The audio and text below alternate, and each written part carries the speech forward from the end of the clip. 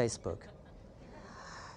We all know that in our on-demand lives, one of the things that's most on demand is ourselves.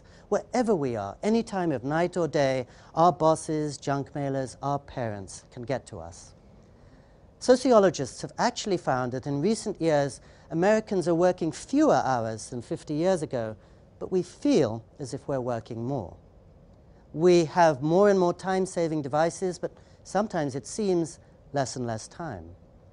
We can more and more easily make contact with people on the furthest corners of the planet, but sometimes in that process, we lose contact with ourselves. And one of my biggest surprises as a traveler has been to find that often it's exactly the people who have most enabled us to get anywhere who are intent on going nowhere.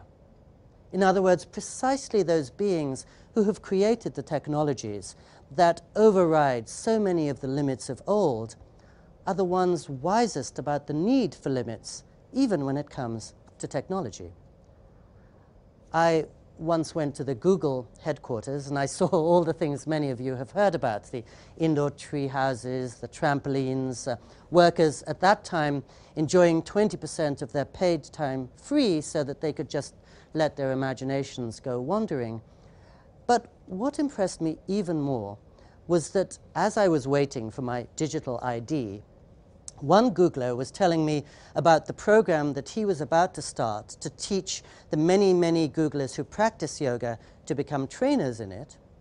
And the other Googler was telling me about the book that he was about to write on the inner search engine and the ways in which science has empirically shown that sitting still or meditation can lead not just to better health or to clearer thinking, but even to emotional intelligence. I have another friend in Silicon Valley who's really one of the most eloquent spokesmen for the latest technologies, and in fact was one of the founders of Wired magazine, Kevin Kelly. And Kevin wrote his last book on fresh technologies without a smartphone or a laptop or a TV in his home.